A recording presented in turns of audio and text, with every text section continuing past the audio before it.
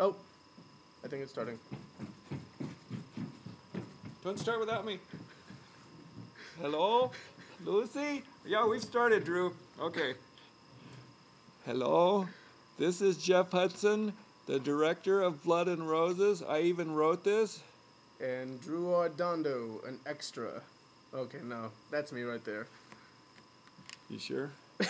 Okay, so I took a bunch of these tubes I had backstage at the theater, and I just put them out there because this is the future. And you notice how Drew's hands are together? Oh, That's yeah. his gun. That is my gun. Oh, Starla Busby. Starla Busby. Now, we picked Starla for this role because, let's be honest, she was the only one there. Yeah, I said the next girl that shows up is going to play Roses, and Starla says, I'll do it, because for a minute I thought the next girl that showed up was Roby. Yep. But I made Roby play 3 parts, so that was enough. Yeah, Starla is great. I ran into her the other day at the Frontier. Didn't even recognize her.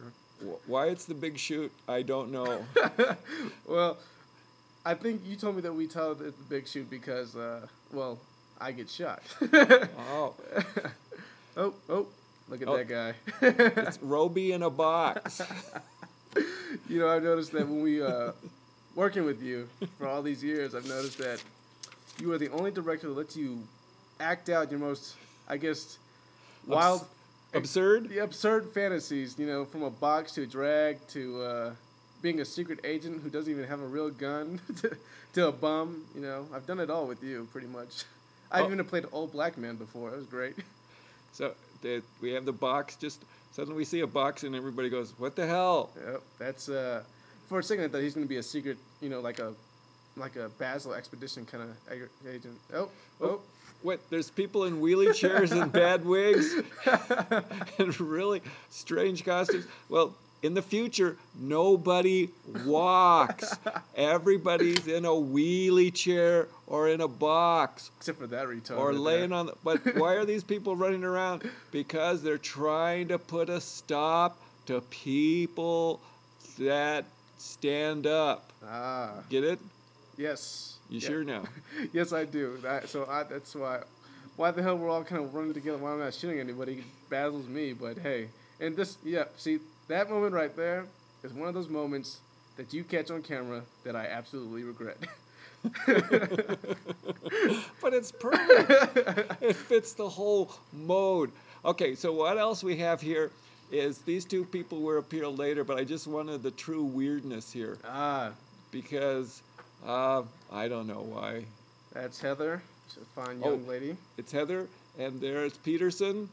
Yep, Peterson is Roby in a box. Yeah, he's an old guy like me. Roby too now. It's hard to believe that's Peterson's real hair now. Okay, so I got the title Blood and Roses from the song. Ah. So I built it all around the song, and I said, that's great name for super spy agents who always run around with their fingers pointed up. And what if that's their real gun? Oh, and here comes the next weirdness. Oh, he's dead. Oh, maybe not yet. Well, here's the murder. Somebody with a fluffy slipper steps on his head. Now, I can't tell you where I got this idea because that's too creepy, but I saw this movie where these women in high heels were stepping on ducks, but that's another story. Okay. You notice how the backdrop keeps moving? I like that. Yes. Oh, there it goes. And there's some supreme bad editing here because we never know which side they're on. But the dialogue is good. Yep, with TVs and pawns at the back. It's genius. Oh, and he bumped me. What a jerk. See, that's why I smile all the time. I made him wear gloves so they could be true stage hands. Oh, Here's Drew being told not to shoot himself with his own gun. Okay, we still put the blue filter on, and we put Peterson in the green room with the laundry, so it looks like he's in his mother's basement. And Drew stood on him for some reason. I think that's his interrogation technique. Yeah, put a boot next to your nuts. Yeah, that'll get you talking, I'm sure. I like that you can see his legs through the mirror, and it makes him look like they're really, really long. You know, I found this scene very hard to shoot. At one point, I don't know if you remember this, you actually yelled at me and Starla because we kept cracking up when he was doing his acting. I had to edit all the laughter out. That's why it jumps around. That's because you guys are laughing. It was it was hard to see. Like I was telling you earlier, when Peterson, he is probably one of the best people who actually act in your work. No one acts your work better than Peterson, in my view. He's just a genius. He has his own ideas, and look at Norman Bates' mom, Forrest Gump style. He should win an Academy Award for Man Who Sits on Sofa. Yeah, forget Forrest Whitaker. Watch, you're going to see it's going to jump in his hand, and it... There! I love that. Oh, yes.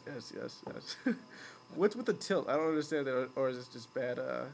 What's tilted? No, the room is tilted. Either that or the tripod. But that's all a bad part of... No, it's wonderfully tilted. Did he do his laundry back there? Is that what It's like the whole house is going downhill. Oh, Hudson on a normal day. Mr. Messy does. I let Starla do makeup and look like I'm a football player in some sort of drag football team. But it's the hat. In case you guys are wondering why I'm smiling, I've always wanted to do that to his desk, because if you know Jeff Hudson, you know that his desk is never organized. So that kind of made me smile. See that shirt? Drew later wanted that shirt because it was retro. And I have it. It's like one of them cinnamon candy canes. It's so cool. I got it. It's still in my closet. It's great. So I got to act in my own movie because I couldn't get the person I wanted to play me to show up. You see that wig back there? Is that from that guy who always put John 3:16 or something like that? Did you steal his hat? Oh. And back to another scene in front of the backdrop. We're in the heavens, right? And I like the backdrop chases them around. That delights me no end. It's supposed to be our car, I think. That's what. Oh, now we get the mysterious shadow person. This is one of my motifs: wheelie chairs and shadows. And here I just overdo it. Are you gonna tell them who is playing this fine, beautiful lady? No way. That's the mystery. Oh, yeah, see. It's the beating and the choking of a shadow is always fun. I've never hesitated to choke a bitch. and so, there I am right there, just, man that work while Starless... Yeah, Oh, I like that they changed sides to beat on him some more. It's not my first time beating up a shadow, but this one actually had an effect. The first time I got killed... Actually, I've been killed a few times working with you. Oh, I really could blow my nose about now. Oh, it's beautiful, beautiful. You have just witnessed... I can breathe again. Okay. They're interrogating... who we can call her? Yes.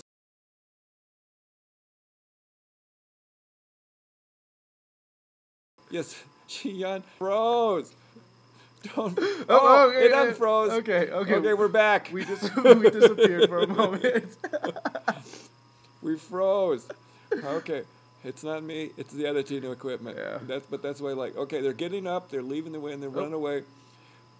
Okay, I'll tell you. The wonderful girl's name. Her name is Robanesco. Or Robasuco. Yeah. Not very many people know this, but Roby's a part-time transvestite. He gets paid by the hour when he... He's a shadowy transvestite. But he has a sexy body. I'll tell you what, most of your boys that we work with have female bodies for some weird reason. I don't know if it's something you have in your water fountain or what, but... Oh, you have to listen to how I edited the soundtrack. To me, that's special. You may not be able to hear it now, but there is a soundtrack on this. You know, it's funny. You were talking about Guns N' Roses earlier, or Blood and Roses, I'm sorry. And you said that you named the characters after the song, but for the longest time I've been lying to people who say we met up with a band and they loved it, and they made a song after us. Oh, Heather and Starless Feet. Yeah, she had to... Heather showed up, so I made her play the girl who lays on the floor. You know, I think I actually spit on Heather accidentally. But I think you really did, so I just worked it into it. But she's a trooper, though. Look at her. Just wiped it off and still acting. You notice how we put the paintings on the floor just to get it more realistic? Yep. Well, you can't walk. And Starla has 2 different colored shoestrings because that's part of her motif. Because she's future girl. That's how we'll dress in the future. Oh, and we have the paint gallery. I like that here. Oh, there comes the backdrop. Oh, look at that. Somebody back there needs a frickin' tan. Jesus. And it's Starla who's gonna. Okay, it's Starla in the lead. And Drew's dropping out of the picture and out. Oh. He's pointing his fingers at Heather. Heather. Got my gun in Heather's face, and she's. I've noticed the whole time, in not a derogatory way, but Heather's always on her back in this film, except in the chair. Oh, the dirty mind of Drew. Starla was such a brilliant actress in this. I couldn't have made her any better. No, she was really good. She was really good. Oh, Drew poses. Yep, as the glove. Yep. That same shot's my headshot. You can check on ecast.com. That's e. You actually used that shot? Well, it's pretty much the same. I think I was almost wearing the same shirt, pretty much the same costume. Okay. Now I'm going to have them talk to each other without being in the same room. That's my whole trial here. Ah. Oh, here's Roby as the spiritual person, the know-all, see-all. You know, I really, really, really enjoyed this camera angle right here that you had of Roby. It was just something about it seemed, I don't know, professional. Really? Yeah. How the hell did that happen? I don't know. I need to edit some more. I don't know. If you notice in the back, there's sort of strange writing on the wall. I like that, sort of like he's in a strange hieroglyphic cage. And there's a gold chair behind him. Ah, this is a great unexplained scene. Unless you go to the backstage of the theater, then it explains itself. Yeah, it's kind of, let's just keep it. It's supposed to be symbolism. It's always the one side and all the junk's on the other. It's just the lines. Yep. It's a beautiful shot. Oh, it's a nice chair behind him. Oh, and then this, I wanted the camera to go out, put the lens cap on, have him keep talking, so you would be staring at a black screen for a while. Ah, beautiful moment in Hudson history right here. This is, our best acting was in the dark, yes. Did you tell the story about how you never know that the movies are going to come together and you had no idea what's happening? Tell that story. That's a good one. Yeah, I've worked with Hudson for several years now, you know. By my mistake, it was a little bit too late still. I wish I did more. However, if you will work with him in a film, okay, yeah, we didn't steal that from a certain movie thing that gets you your tickets early. But anyway, back to my story. Yeah, we shoot these things in so sporadic modes that you never notice that it is very hard to understand what the hell is going on when you're filming. Hudson has this whole idea where he gets his, I guess in his head, he gets what he wants to do, but he films in separate, different ways where nothing on earth that we're filming makes sense at all. I mean, it's ridiculous. And somehow... in another version, Starla shoots the puppet in the head. I thought about that one, but the puppet looked so good laying there dead, I had to keep this one. That puppet really does look dead. Yeah. Died with his mouth open and everything. This is where I learned how to edit. Everybody's talking to each other, and everybody had to go home after 2 hours. So I filmed 26 pages in 3 hours. I thought I was setting some new Ed Wood record until I found out these guys in South Africa did 76 pages in a day. So they beat the hell out of me because everybody had to go home, including the cameraman. Yep. They all have to go. So after 2 or 3 hours, instead of taking 2 days to make this, I had to do it in 3 hours. 3 hours. 26 pages in 3 hours. Ooh, there's my cheap special effect. Yeah, you know, I remember filming this, but at the time it just doesn't make sense at all. But when we get to the editing room, I look at this stuff and I'm like, what the hell is he going to do with this crap? But somehow it comes together. Now, people might not understand it, but if you were the ones filming it, you make perfect sense to you. And I don't know. I like to give your editing more credit than I think you're kind of modest at. Did you watch your eyes go back and forth? That was fun. And then Starla does the side acting mouth. Yeah. And all the girls have lip rings. I like that part. In the future, we'll all have lip rings. Was that just natural, or was that? No, was I made them wear lip rings. It says, don't pierce your lip. Oh, this is my favorite scene. Drew with the bad face makeup. If you look at those fingerprints right there. Did I have a cut on my face? What the hell was that? That's my favorite scene in the whole movie. Drew has accidentally shot himself in the face with his finger gun. Yeah. And she's holding it, and I don't know why Starla has her hand on the breast, but that's okay. It's another story, I suppose. She's holding by the shirt. That's it. Oh, the shirt. Okay, well, I don't know. Her hand keeps moving. So, I made Starla wear that costume. Otherwise, she would have never done that. It goes perfect with her hair, though. I like it. Yeah, she showed up with her hair like that. What are you going to do? Put her in a movie. What's the little orange thing in the side there? What's that? Were we filming or were we doing a play at the time? Oh, of this? this is a leftover set from the movie The Mission. I like that. I've used other movie sets in this movie. Oh. Okay, they're going to leave now. It's all over. They say, should we solve the murder? And the whole funny thing is, no. Yeah, we don't. We don't. And there's the end. Same band, Smithereens, playing exit music. And I wanted to actually have them run the film backwards, but I couldn't figure out how to do that, so I just had them run backwards. That was really hard, actually. Oh, you can see a car in the future yeah. there. We still have Yukons. Yes. Oh, I want to thank Jade. Jade showed me how to do wonderful titles here, and Jade had a lot of fun doing these titles, and I think that's what makes this movie look so darn professional. Yeah, Jade was great. Jade was great. You'll see her full name. I don't know her last name, but Jade. She even showed us how to do this voiceover. Yeah. Because without that, you would never hear this. We may never hear this. We may play this back, and it'll just be a garbled mess. Yeah, I'm sure glad that we have enough fun, to where we can keep doing this and all the time. This is our first voiceover, so as you can see, if it sucks, well, hey, bite me, okay? Director of photography, here we go, our Mr. Derek Price. Yeah, where the hell did he go? I think he's at pool halls is where people see him. Derek's made 2 movies with me. Derek, if you're out there, call me. I need you to film another movie. Oh, here's Roby in the box again. Oh, I like this one. I had to keep this one where they knocked the tubes down. I'm going to show you a point where I really, because most of the stuff was acting, and then this was real, right? I think it's coming. That was real. I like that they take out the props. We destroy our $20 set, and they're chased by the guy in the box. Who was never seen in the whole film for some reason. Well, we couldn't get him back in the box. You notice that starring is actually staring.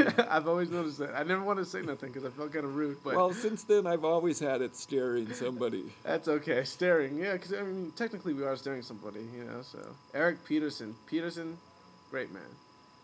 Roby Chavez Arnold. Right now I got this. He sells TiVo for a living. Peterson? No, Roby. Oh, does he work at what's it called? At the TiVo store. Oh, the TiVo store. I was gonna say Client Logic or whatever. I don't know. Are they the TiVo people? They have a section of TiVo. Heather Ocho. If you look real close at Roby's eyes, they're all red and bloodshot. I think we got him out of bed where some female companion was waiting for him at home. And he came to make the movie anyway. Well, he stayed for 3 hours, but look at those eyes. She was sleeping the whole time, too. I feel kind of bad for her. I wonder if she woke up kind of like, what the hell? Well, last time I'm with this jerk. Look at those eyes. Yeah. And there should be more music. Oh, there's the blooper. Yeah, this film was totally fun. And I'd like to say thank you, Mr. Hudson, for making this possible. And we're done. Great. And we're done some more. And some more done. I think we gotta stop. Oh, the little